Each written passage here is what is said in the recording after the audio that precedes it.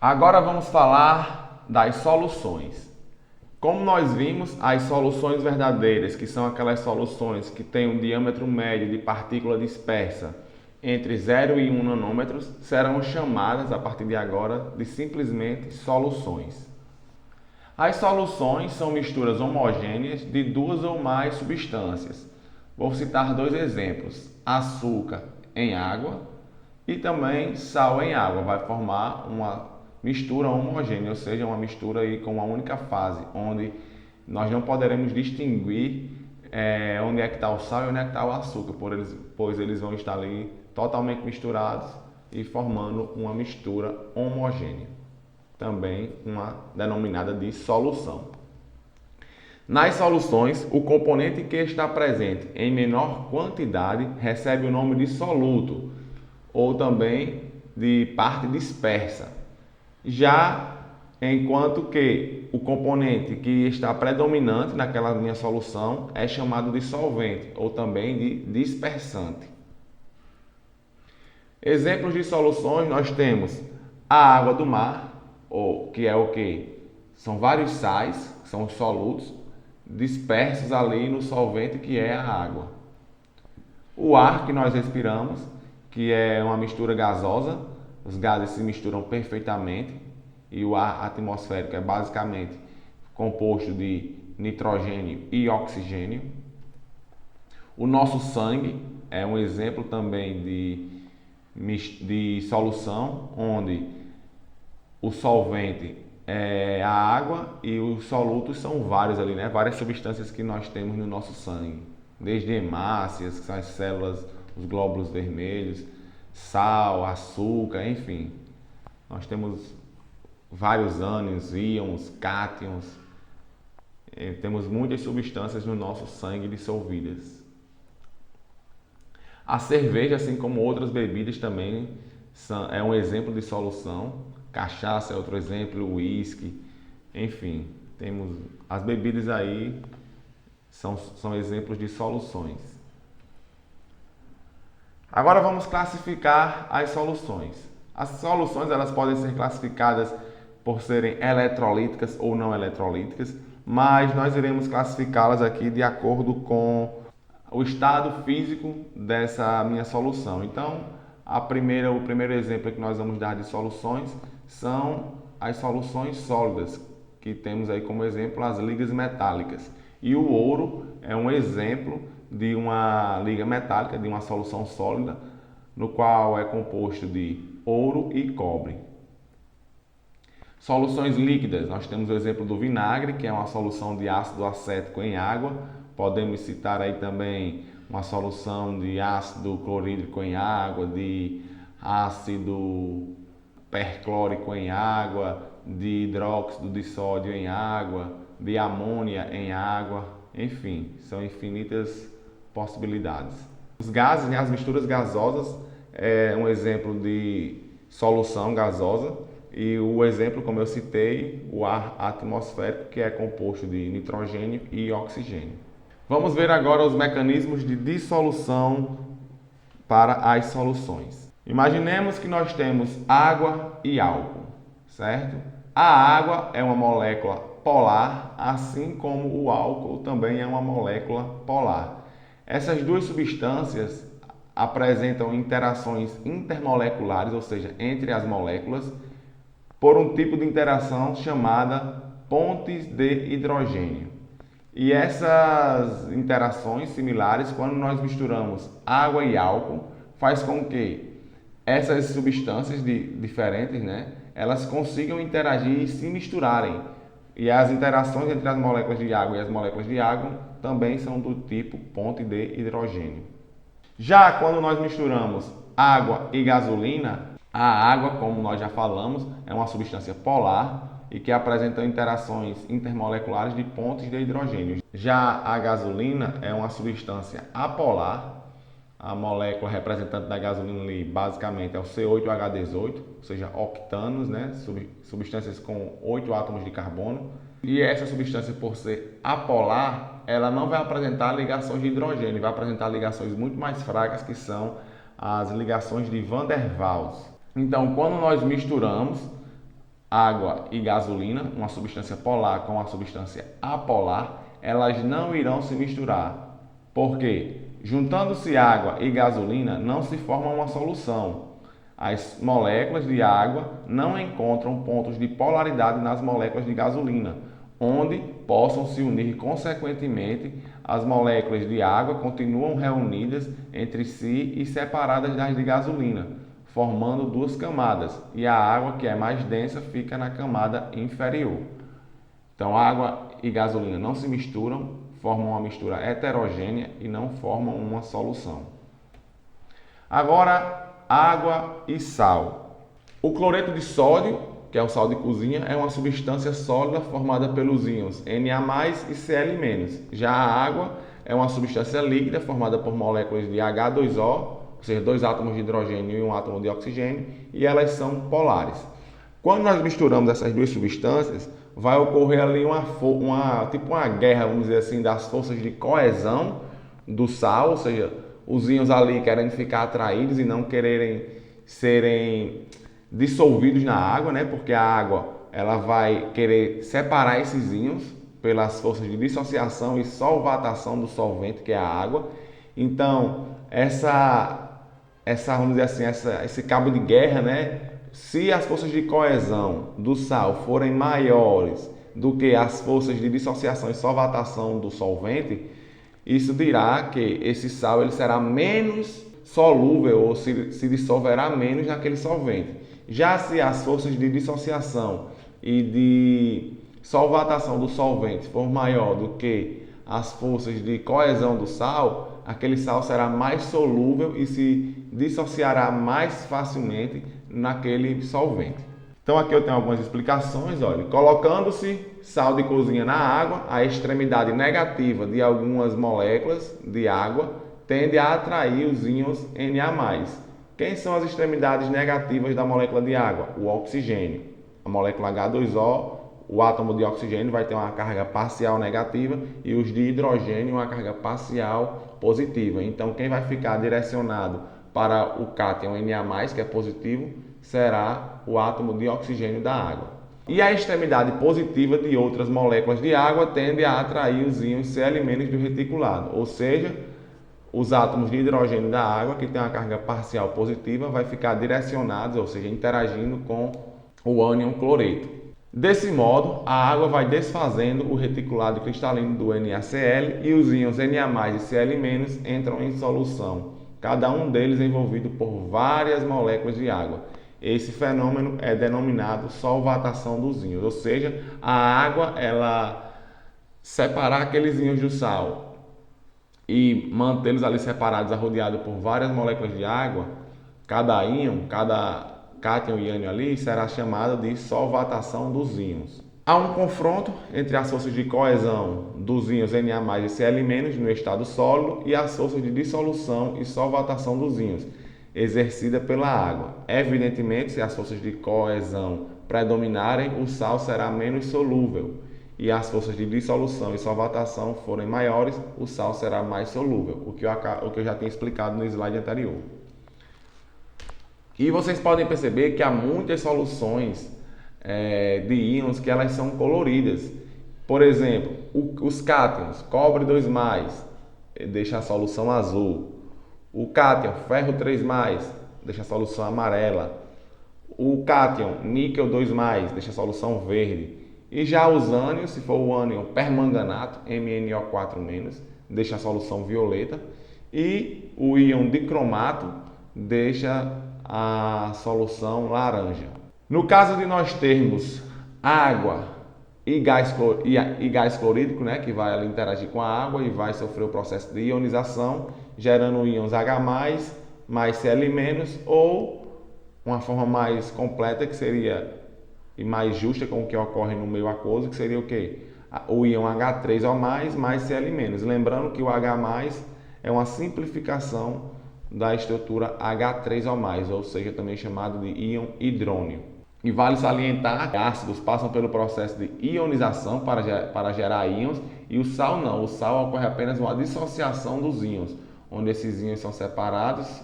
Eles já existiam na forma do cristal, certo? Eles são apenas separados. E nas moléculas do ácido, como o ácido clorídrico, não. O ácido clorídrico é uma molécula, ou seja, formado por uma ligação covalente, e a água vai separá-los, ou seja, gerando íons. Por isso que o nome chama-se ionização e o processo de formação de íons no sal chama-se de dissociação, porque aqueles íons no sal já está formado.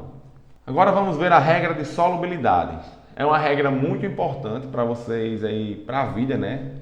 Tanto na parte prática como na parte de resolução de questões aí dos vestibulares e exames que vocês forem fazer daqui para frente.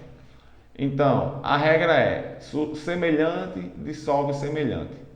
Se você tem uma substância polar e você quer dissolver aquela substância polar, você tem que utilizar o quê? Uma outra substância polar. Se você tem uma substância apolar e você quer dissolvê-la, você tem que utilizar uma outra substância apolar, certo?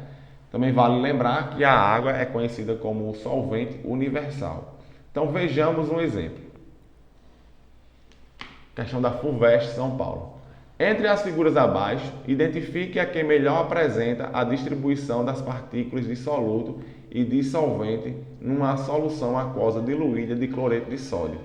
Nós vimos o quê? Que aqui está a legenda, Na+ é a esfera vermelha com o sinal positivo no meio, Cl- é a esfera verde com o sinal negativo e a água está aqui, onde as moléculas, os átomos de hidrogênio são esses meio cinzas com branco e o átomo de oxigênio é essa esfera vermelha, sem ter nenhuma carga dentro, né?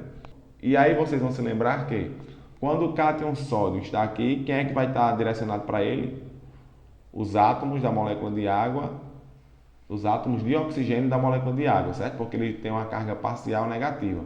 E aqui, quando nós temos aqui o íon cloreto, o ânion cloreto, nós vamos ter o que direcionado para ele? Os átomos de hidrogênio da molécula de água. Então a resposta correta é a C. Se vocês analisarem as outras, nenhuma vai estar com essa conformação. Aqui está invertido, negativo com negativo. Enfim, se vocês olharem nesses outros aqui, ó, os átomos, os íons não vão estar separados, né? Eles ainda estão juntos. Então a alternativa correta é a alternativa C. Vamos para a segunda questão. Escolha uma substância preferível para limpar um tecido sujo de graxa. Que substância é essa? Se você está com um tecido sujo de graxa, a graxa ela é uma substância apolar. Então, você vai ter que escolher uma substância apolar para limpar aquele tecido sujo de graxa. E a única substância apolar que nós temos aqui é a gasolina, pois o vinagre, o etanol e a água são todas substâncias polares, certo? Então a gasolina é uma substância apolar, então é a resposta correta. O fenômeno da saturação de uma solução. Primeiro vamos abordar o que é coeficiente de solubilidade ou grau de solubilidade, que é a quantidade necessária de uma substância, em geral em gramas, para saturar uma quantidade padrão, em geral em 100 gramas ou 1000 gramas ou 1000 litros de solvente, em determinadas condições de temperatura e pressão. Em outras palavras, o coeficiente de solubilidade é o quanto que aquele solvente vai conseguir dissolver de um determinado soluto, certo? Então, aí para 0 graus Celsius, a temperatura fixa de 0 graus Celsius, a água ela consegue dissolver em 1 litro até 557 gramas de sal de cozinha, NaCl, cloreto de sódio. Para o nitrato de prata, a água ela consegue dissolver até 1.220 gramas por litro. E para o sulfato de cálcio, apenas 2 gramas para cada litro.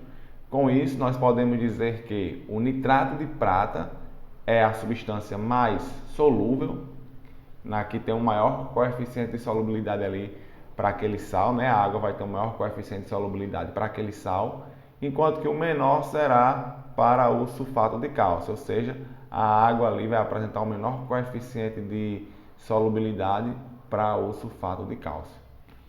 No nosso lado esquerdo, nós temos uma solução aqui supersaturada, que nós iremos ver, que é o que? A solução supersaturada é quando ela já atingiu o coeficiente de solubilidade, não consegue mais dissolver o soluto e começa a se acumular soluto no fundo do recipiente, que é chamado de corpo de chão, corpo de fundo.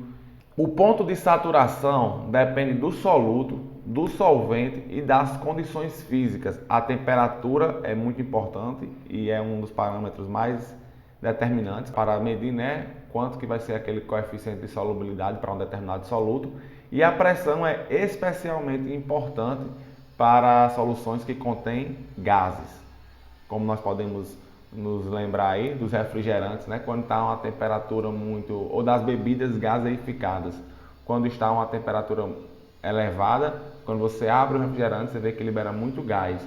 E quando ele está em uma temperatura mais fria, no congelador, por exemplo, quando você abre, você vê que aquele refrigerante e bebidas gaseificadas não liberam tanto gás assim, porque a solubilidade dos gases é inversamente proporcional com a temperatura. Ou seja, quanto maior for a temperatura, menor será a solubilidade dos gases em soluções líquidas. E quanto menor for a temperatura, maior será a solubilidade dos gases. Quando o coeficiente de solubilidade é praticamente nulo, dizemos que a substância é insolúvel naquele solvente.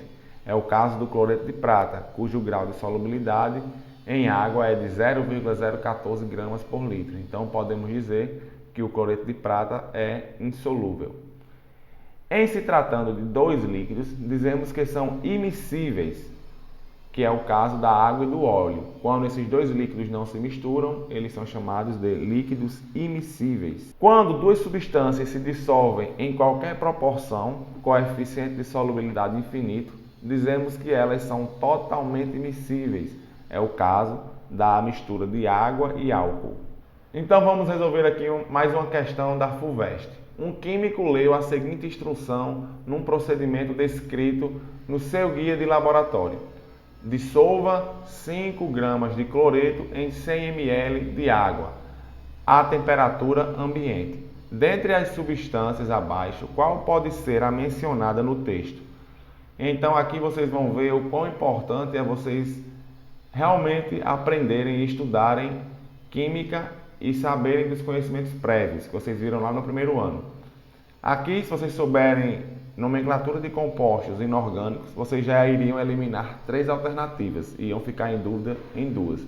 Porque ele fala de cloreto e a primeira substância não é um cloreto, é o gás cloro ou cloro gasoso.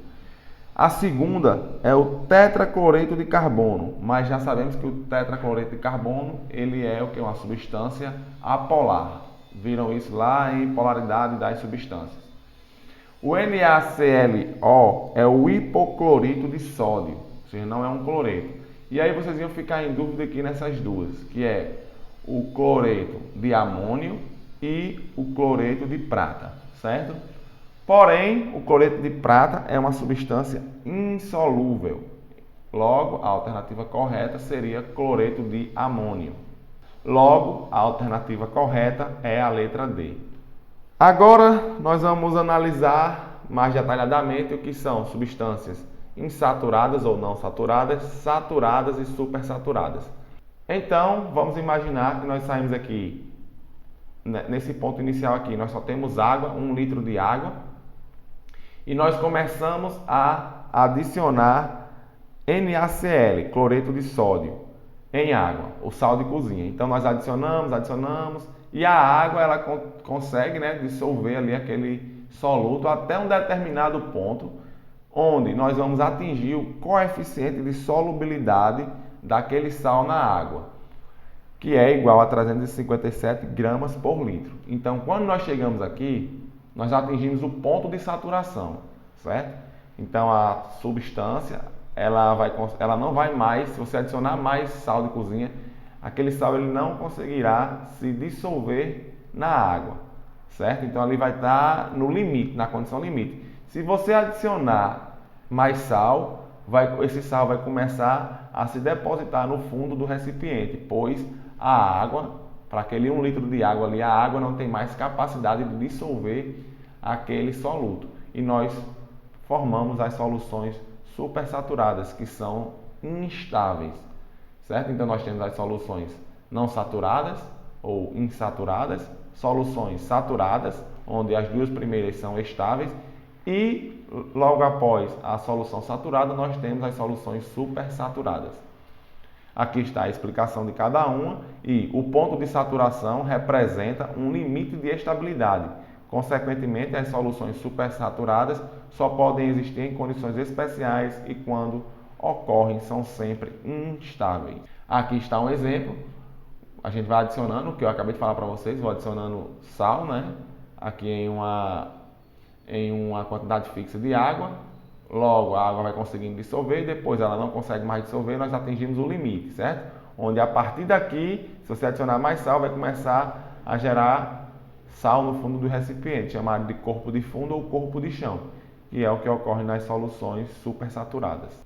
Vamos resolver mais um exercício. Os sistemas a seguir contêm soluções aquosas de cloreto de sódio em 3 diferentes situações mantidas a temperatura constante. Podemos ver que no frasco 1 nós temos uma solução supersaturada, no frasco 2 nós temos uma solução saturada e no 3 uma solução insaturada. Indique qual ou quais sistemas estão em equilíbrio, justifique sua resposta. Então, como todos os sistemas estão em uma temperatura constante, os 3 sistemas estão em equilíbrio, pois dada uma variação no tempo, nada acontecerá nos tubos de ensaio. O que ocorrerá em cada sistema se for adicionado uma quantidade muito pequena de cloreto de sódio, sal de cozinha? O que é que vai acontecer? No primeiro tubo, que já há corpo de fundo, né? Já há cloreto de sódio sólido ali no fundo do recipiente. O corpo de fundo, ou a substância que for adicionada, ela irá se depositar no fundo do recipiente, pois a água, né, que está ali naquele meu recipiente, ele não terá mais capacidade de dissolver o soluto.